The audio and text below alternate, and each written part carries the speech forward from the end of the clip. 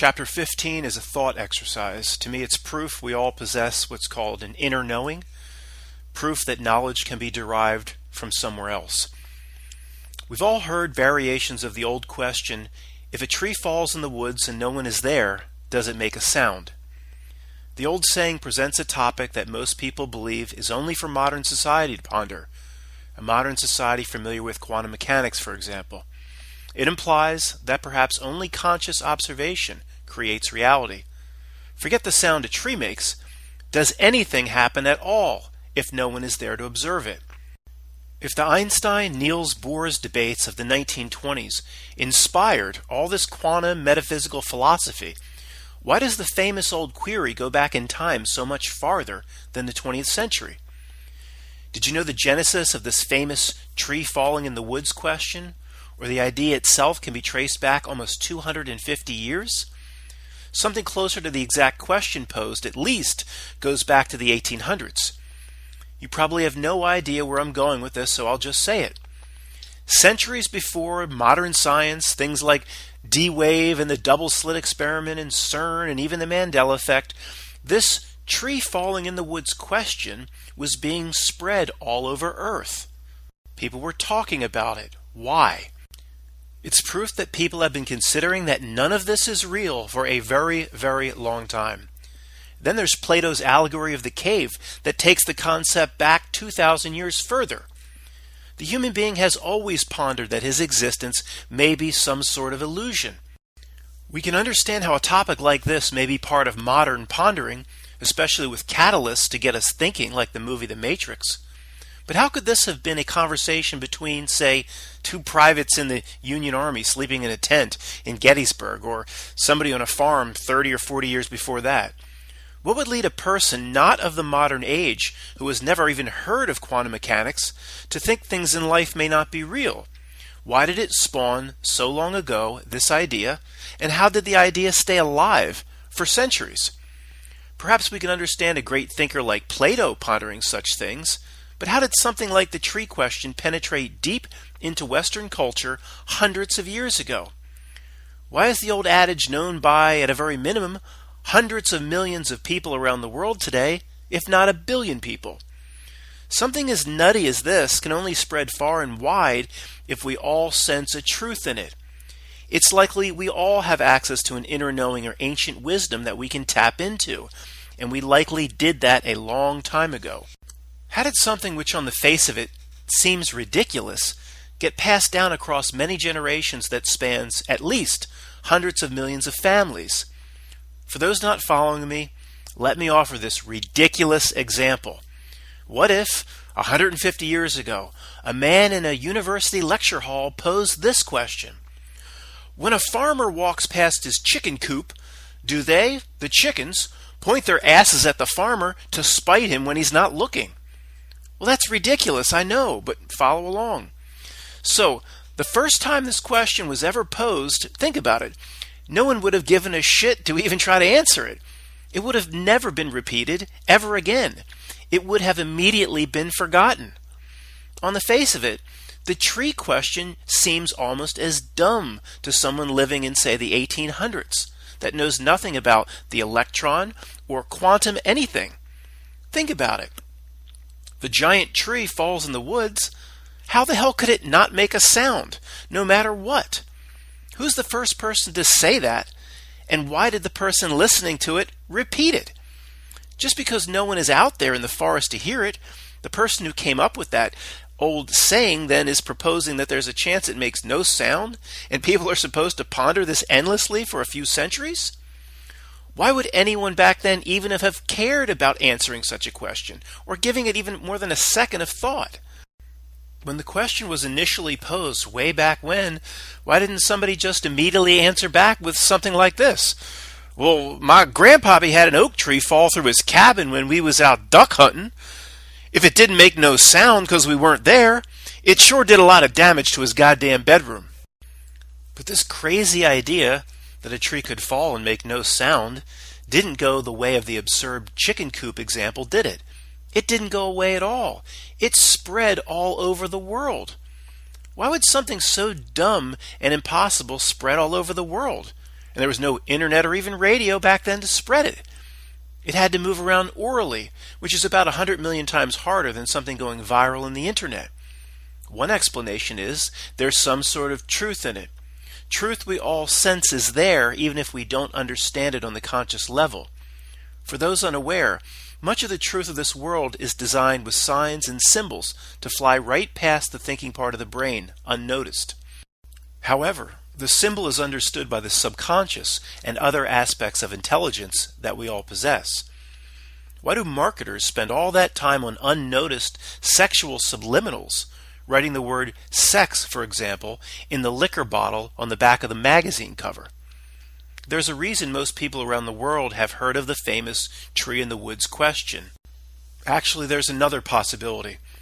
For some reason, we know the control structure of this world needs to share the truth of reality with who or what they consider to be their livestock. Why they seem forced to do this is a topic we'll discuss later.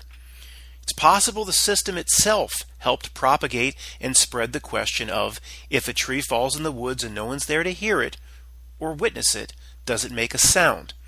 As mentioned, the question is so absurd, it's hard to see how it spread far and wide on its own without help.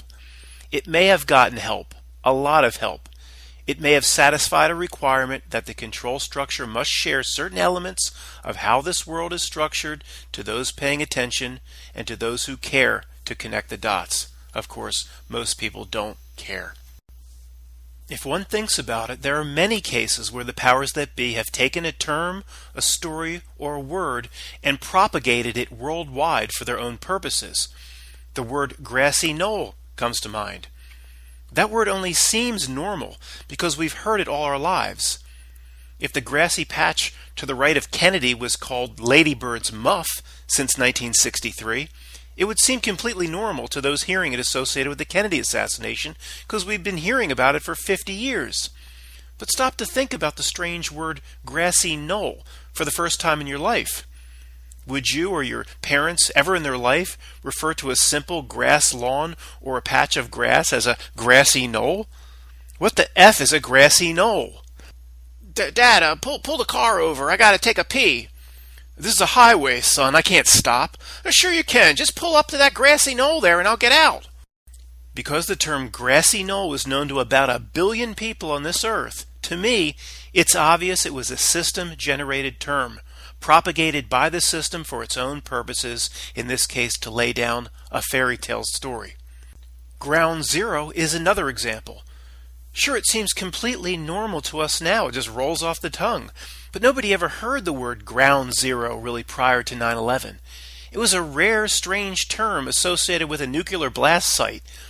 The system chose to introduce that term and chose to associate it with 9/11-2001. The results of how successful they were speak for themselves. It's a phrase that has now been included in millions of news articles for the past 20 years. Millions. Another term is active shooter. It's so commonplace today, but where the hell did that come from? If you said it came from Mount Olympus, you'd be right. Right now, the word polar vortex is being inserted into local weather reports all over the country. People over 40 say, where the hell did that concept come from? Didn't exist when I was growing up. These monster terms and concepts that propagate throughout society are put there by Mount Olympus. Of course, there are famous terms and phrases in our society where one can more easily trace the origin. Military-industrial complex, for example, can be traced right back to Eisenhower's famous speech. Wardrobe malfunction came from Janet Jackson's boob. And thinking back, who would really want to see that? Thank God at the time I was looking into a bowl of chips and salsa and not looking up at the television. Where phrases are forever linked with an event or linked with history, it likely came from the minions on high, was planned, was on purpose. The term was likely created and then propagated. Keep this concept in mind as you are presented with all the fake news, history, and staged events going forward. Is there a term associated with the event that is now or is becoming world famous? But when you really think about it, there's no explanation as to how the word, term, or phrase is known all over the world. This is all part of how the reality script is delivered.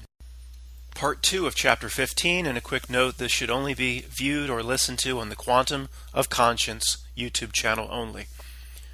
Part 2, the concept of the NPC. In a video game, an NPC is a non-player character. In a Dungeons & Dragons type Xbox game, you may be controlling the dwarf with an axe. He's your sim under your control. If playing by yourself, the other people you come across in the video game, from the wizard in your party to the innkeeper you're seeking a room from, are called NPCs, or non-player characters. In every game, they have the same standing as you do, but there's no conscious control behind the actions of those characters in the game. The computer program plays these characters in the video game. They are simply running a script or a predefined algorithm offered by the game's programmers based on your own actions. Many smart people believe NPCs actually exist in this world and you interact with them.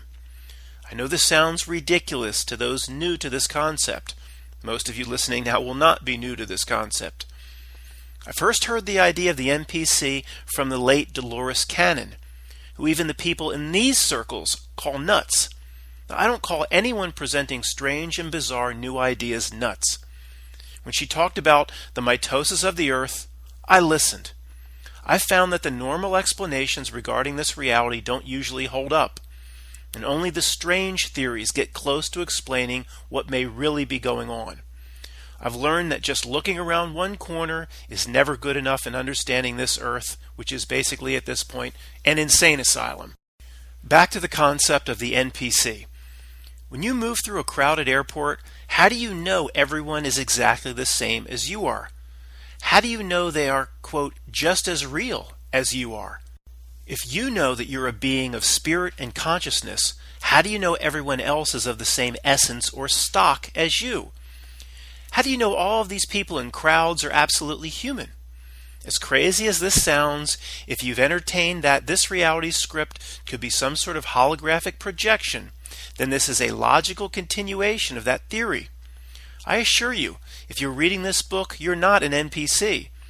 Well, I guess you could be if you're like Data in Star Trek, endeavoring to become more human by reading this book, but it's unlikely an NPC would be here with us. Maybe in an NFL stadium, that's more the style of the NPC. Although I still watch some football. So, what does your personal interactions with other people tell you about how similar they are to you? How many times have you bumped into somebody in a crowd and after you say, "Excuse me," with a little bit of life in your voice, they don't even grunt back at you? Ugh. In fact, most people look right past you with Bane's dull cow eyes from The Matrix. How many zombie types have you come across sitting behind some City Hall desk? Must all these people be absolutely human to the same degree as you are? Maybe it's not as simple as human or not human. Maybe there are various degrees. Anything is on the table at this point. Why must it be an immutable truth that we are all the same?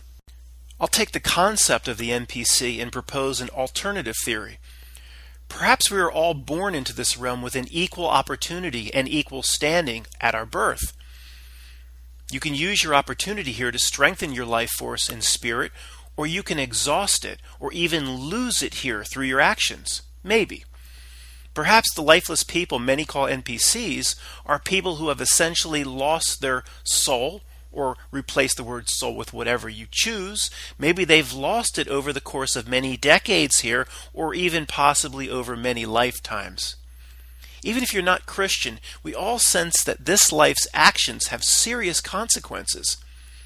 I believe that every day we can deposit something I call a soul token to strengthen our life force, or we can give a piece of ourselves away to this system that was likely set up as its very purpose to devour the pieces. This society and the powers that be who craft it drop hints of truth all around us for those who can see them. We've been conditioned, mostly through religious teaching and doctrine, that we may lose dominion over our soul after death, based on what we do here in this realm. We will lose it after death, is what I'm emphasizing here. That's what we're taught. However, we know the, quote, truths presented in this reality are never straightforward, are they? They're masters at only giving you part of the truth. Perhaps it's possible then we can lose our soul, or we can lose the essence of what makes us us. But the part being left out, part of the story they don't tell you, is it happens in this life, maybe even day by day.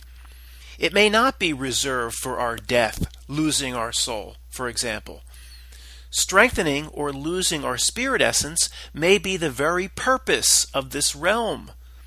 Bad people may think there someday will be a price to pay, or their soul may be taken upon their death, so they don't care anymore and they do what thou wilt here and now.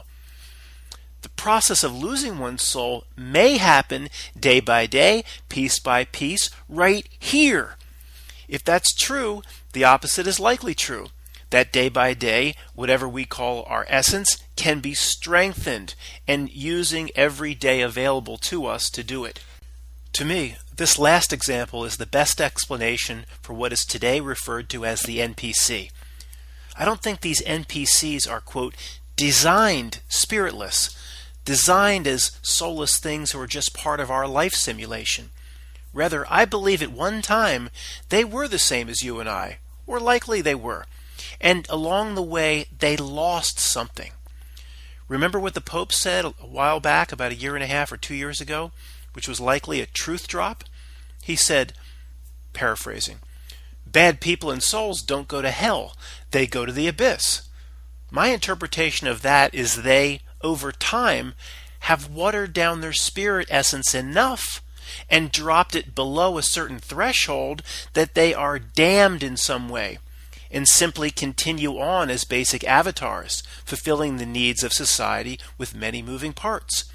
It takes a lot of bodies in motion to keep such a gargantuan system of perversion running. Think about it and comment, if you can, on what is your ultimate example of an avatar body operating on this realm with no real life force associated to it or attached or linked to it. To me, a creature with no life force essence at all is likely a Robbie Parker type, or on par with that thing, irrespective of the name match, Andy Parker, who last time I looked in 2017 was seeking elected office just like Chris Hurst. Now there's no doubt there is one job here these lifeless entities are very, very good at: politics. For politics acts as the very piston that keeps the sick vehicle of society moving in the preferred direction of abomination. Perhaps you have a better image or better example of what the ultimate NPC looks like. Perhaps that ambulance-chasing lawyer I told you about a few weeks ago, looking to mount a class action suit against table saw manufacturers, would be your pick. There's a lot to ponder here. For example, is somebody like Ellen DeGenerate an NPC, or the very opposite of an NPC? Perhaps she's some sort of hell demon who actually spirit cooks in the back rooms. I would favor the latter. There's something awfully creepy about that Ellen DeGenerate. Real creepy. Okay, let's move on. After all that was just presented over the last few hours or so, I think you should at least keep on the table that we may live in some giant video game of sorts. Now, we don't know exactly how this reality script plays out, but one must be open to a sliding scale of possibilities in assessing what this reality is. On one side of the scale is the old rocks are real, everything's solid, everything's hard and physical, and on the other side of the scale is basically the Matrix itself. Personally, I think we fall closer to the Matrix side, but I don't have all the answers. You may not think so. At least be open to the range of possibilities along the scale. At least you and I probably agree, no matter what, that some sort of script here is running. Something very, very desperately wants us to read our lines. I ripped up my cue cards a long time ago.